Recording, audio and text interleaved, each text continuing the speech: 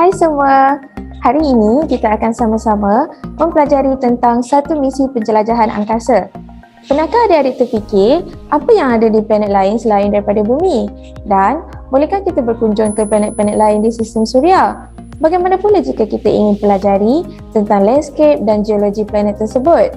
Okey, jadi hari ini saya akan berceritakan tentang satu misi penjelajahan angkasa bersama sebuah robot angkasa yang bernama Curiosity Rover. Curiosity Rover merupakan sebuah robot penjelajahan angkasa yang telah dibina oleh NASA dalam misi Makmal Sains Marikh NASA bagi menjelajah kawasan di planet Marikh. Planet Marikh merupakan planet yang keempat letaknya dari matahari dalam sistem suria. Marikh terkenal dengan warna permukaannya yang merah apabila dilihat dari langit, terutamanya pada waktu malam. Planet Marikh juga mempunyai keluasan 25% permukaan bumi dan beratnya hanya 10% jisim bumi. Curiosity Rover telah dilancarkan ke angkasa di Tanjung Canaveral, Florida yang juga menempatkan Kennedy Space Center pada 26 November 2011 dan tiba di planet Marikh pada 6 Ogos 2012. Perjalanan ini mengambil masa lebih kurang 9 bulan untuk tiba ke planet Marikh. Apa yang membuatkan Curiosity Rover ini sangat menakjubkan adalah saiznya. Saiz sebenar rover ini adalah lebih kurang saiz sebuah kereta SUV. Lebarnya pula adalah 3 meter kali 2.8 meter, manakala tingginya pula adalah 2.1 meter. Berat rover ini pula boleh mencecah sehingga 900 kg. Curiosity Rover ini juga dilengkapkan dengan beberapa biji roda di sekelilingnya dan setiap satu roda ini mempunyai diameter sebesar 50.8 cm. Para jurutera yang membina rover ini di Makmal Jet Propulsion di NASA telah mereka rover ini untuk melalui rintangan setinggi 65 cm dan bergerak sejauh 200 meter sehari. Tahukah adik-adik, tujuan utama pembinaan dan penghantaran rover ini ke planet Marikh adalah untuk menentukan bahawa planet Marikh mempunyai potensi untuk menampung sebarang jenis kehidupan. Tidak semestinya kehidupan manusia atau binatang sahaja, malahan kehidupan seperti tumbuhan, virus ataupun bakteria juga dikaji dalam penyelidikan ini. Mengikut NASA, Curiosity Rover mempunyai 4 tujuan utama dalam program penjelajahan planet Marikh ini. Tujuan yang pertama iaitu untuk mengenal pasti sama ada sebarang kehidupan pernah wujud di planet Marikh. Tujuan kedua, untuk mengenal pasti keadaan iklim di planet Marikh. Tujuan ketiga adalah untuk mengenal pasti corak geologi dan keadaan persekitaran di planet Marikh. Dan yang terakhir adalah untuk bersiap sedia bagi manusia untuk menjelajah planet ini bagi tujuan penyelidikan. Kesemua matlamat ini adalah berkaitan antara satu sama lain. Sebagai contoh, dalam mengenal pasti keadaan iklim semasa di Marikh, ia akan membantu mengenal pasti sama ada manusia selamat untuk ke planet Marikh dan menjalankan kajian di permukaannya. Mengenal pasti keadaan geologinya pula dapat membantu para saintis untuk memahami kawasan yang selamat untuk diduduki sepanjang kajian berlangsung. Objektif utama kepada penjelajahan ini berada dalam lingkungan penyelidikan biologi sehinggalah ke penyelidikan geologi planet itu sendiri. Bagi membantu Curiosity Rover ini menjalankan penyelidikan, para saintis dan jurutera telah melengkapkan rover ini dengan pelbagai instrumen berteknologi tinggi untuk mengkaji persekitaran Marikh. Instrumen yang pertama adalah Mastcam. Mastcam ini akan mengambil gambar dan video berserta warna. Semua gambar ini boleh digabungkan menjadi gambar panorama. Yang kedua adalah Morse Hands Lens Imager. Ini adalah sejenis kanta pembesar untuk memerhatikan mineral dan tekstur pada batu dan tanah. Yang seterusnya adalah APXS ataupun Alpha Particle X-ray Spectrometer yang digunakan untuk mengesan radiasi dan elemen chemical yang terdapat di planet Marikh. Seterusnya adalah ChemCam, singkatan kepada Chemistry Camera, iaitu kombinasi laser, kamera dan spektrograf yang digunakan untuk mengenal pasti komposisi tanah dan batu-batuan di Marikh. Seterusnya adalah ChemMin, singkatan bagi Chemical and Mineral, yang digunakan untuk menjalankan analisa terhadap debuan batu dan sampel-sampel lain bagi mengesan jenis mineral. RAD, singkatan bagi Radiation Assessment Detector, digunakan untuk membantu mengesan radiasi berbahaya yang ada di Marikh. REMS, singkatan bagi Rover Environmental Monitoring Station, yang mempunyai semua peralatan untuk merekod iklim dan cuaca harian di persekitaran mare. Jika kita fikirkan, kesemua jenis kenderaan di bumi ini seperti kereta, motosikal ataupun bas memerlukan sumber kuasa untuk bergerak. Sebagai contoh, kereta memerlukan petrol untuk dihidupkan dan ada juga sebahagian kenderaan yang memerlukan cas elektrik untuk bergerak. Bagaimana pula dengan Curiosity rover ini dikuasakan? Bolehkah kita untuk dapatkan petrol di planet Mare? Bagi mengawal robot ini di planet Mare, kita kena faham di planet Mare tiada bekalan petrol untuk menghidupkan robot. Di planet Mare juga tiada sumber untuk pengecasan bateri bagi ia berfungsi. Jadi bagaimana robot ini boleh berfungsi? Curiosity rover ini memerlukan sumber kuasa untuk terus berfungsi.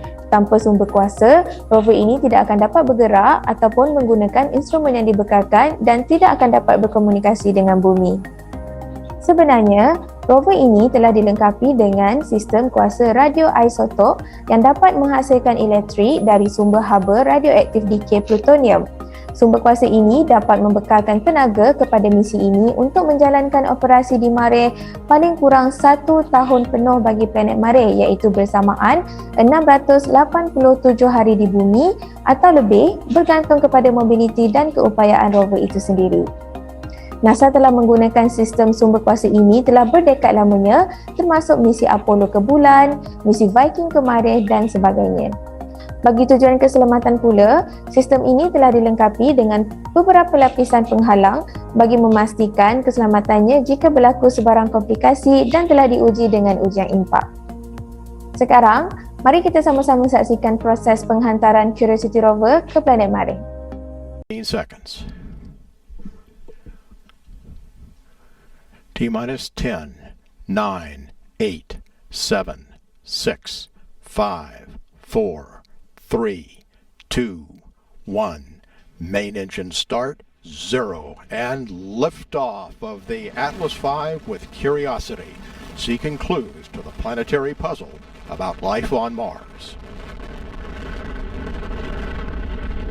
The program is in right on time. 180 operating at 100% thrust as expected. Throttling down to 76%.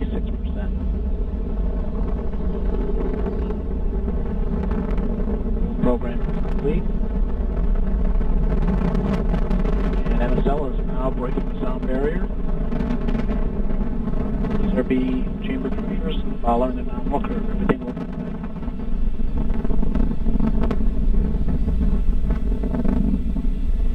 and we pass through max Q.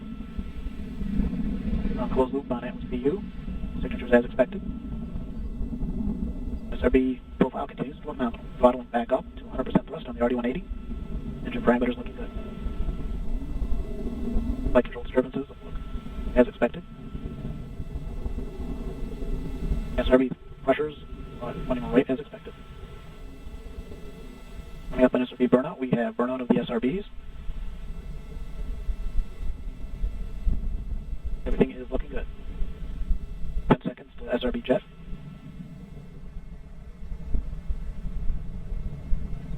And we have first pair and second pair. Both sets of SRBs have successfully jettisoned the vehicle. We've re-enabled guidance. Everything is looking good. This is Rob Gannon, our United Launch Alliance telemetry manager. We're hearing. Vehicle is now 32 nautical miles in altitude, 54 miles downrange. And we fired the pyro valve, pressurizing the RCS bottle.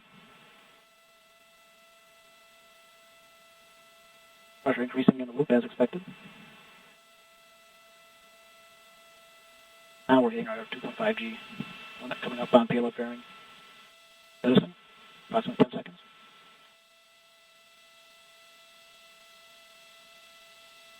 Fairing jet. And we also have a successful CFLR jettison, right as expected. Throttling up on the RD-180, everything looking good. Coming up to 89% thrust.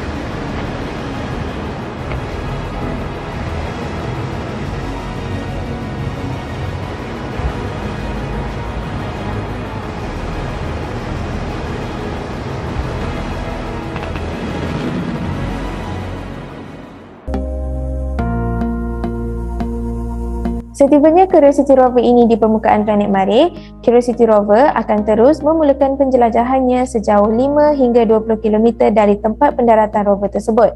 Sepanjang pengembaraan ini, Curiosity rover akan mengutip dan menganalisis jenis batuan dan mineral di permukaan Marikh. Curiosity juga akan menghantar pengemapan persekitaran Marikh kepada para saintis di bumi. Ini merupakan gambar Curiosity rover di planet Marikh yang telah diambil dari satelit.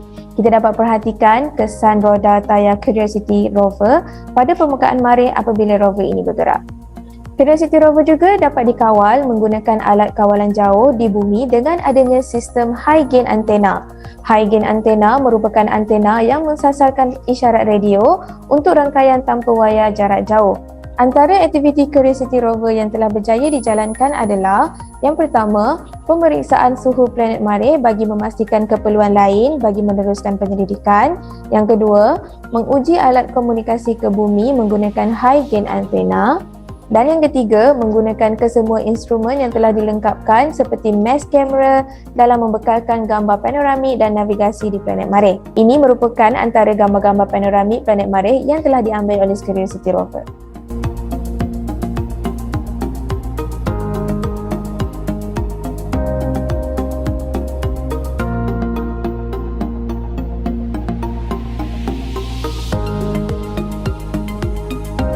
Curiosity rover telah berjaya membuat penemuan yang menarik sepanjang penyelidikannya di planet Marikh. Antara contohnya ialah ia telah berjaya menemukan bahan kimia organik yang mengandungi karbon dan dapat menampung kehidupan.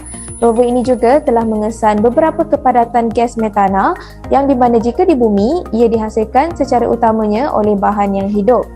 Gas metana juga boleh dihasilkan dalam proses abiotik, tetapi sumber gas metana yang dikesan di planet Marikh masih lagi misteri. Antara hasil kajian dan penemuan yang telah dilakukan oleh Curiosity rover di planet Marikh adalah yang pertama, Curiosity rover telah menjumpai bukti terdapatnya kesan kehadiran cecair air di planet Marikh. Sejurus mendarat di planet Marikh, Curiosity rover menjumpai batuan berbentuk bulat yang licin dan saintis percaya ianya berkemungkinan bergolek mengikut arah laluan air sepanjang beberapa batu melalui sebatang sungai dengan kedalaman paras buku lali sehingga paras pinggang. Di sebuah gunung di sana, mereka juga menjumpai lebih 1,000 kaki persegi batuan yang berasal dari lumpur yang dahulunya merupakan dasar tasik yang cetek. Sungai dan tasik yang dijumpai ini dipercayai wujud berjuta tahun dahulu. Penemuan yang kedua adalah kemungkinan bagi planet Marikh untuk menampung kehidupan. Curiosity rover mendapati bahawa Marikh berjuta tahun dahulu mempunyai keadaan yang mampu menampung kehidupan mikro.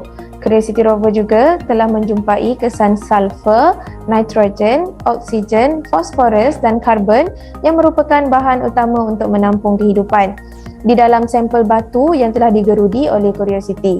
Sampel tersebut juga telah membuktikan bahawa air yang boleh diminum pernah mengalir di sungai di planet ini. Penemuan ketiga pula adalah berkaitan radiasi di planet Marikh yang boleh memberi risiko kesihatan kepada manusia. Sepanjang penjelajahan Curiosity di planet Marikh, ia telah mengesan tahap radiasi yang melampaui kemampuan para angkasawan untuk bertahan di planet tersebut tanpa penghalang. Radiation Assessment Detector (RAD) yang dilengkapi pada Curiosity mengesan dua bentuk radiasi yang bakal memberi kesan kesihatan kepada para angkasawan. Yang pertama adalah Galactic Cosmic Rays yang disebabkan oleh letusan supernova dan pelbagai kejadian berkuasa tinggi dalam solar system. Radiasi yang kedua pula merupakan Solar Energetic Particles yang terbentuk akibat suar solar dan lentingan jisim korona daripada matahari. NASA akan menggunakan data yang dikumpulkan oleh Curiosity rover untuk merancang misi yang selamat bagi angkasawan untuk ke planet Marikh. Tahukah anda, Curiosity rover meraihkan hari lahirnya pada 5 Ogos setiap tahun di Marikh, menandakan hari pertama Curiosity rover tiba di planet tersebut dengan menyanyikan lagu Happy Birthday kepada dirinya sendiri.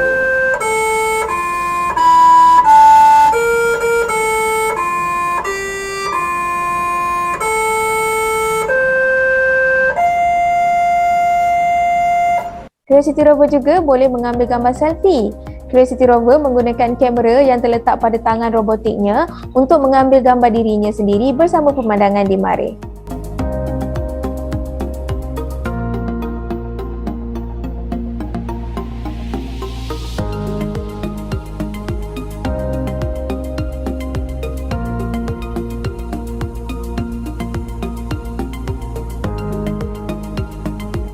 Itu sahaja pembelajaran kita hari ini berkenaan Curiosity rover. Saya berharap adik-adik dapat mempelajari sedikit sebanyak tentang penjelajahan planet Mareh yang masih lagi diteruskan sehingga hari ini. Sehingga berjumpa lagi. Bye-bye.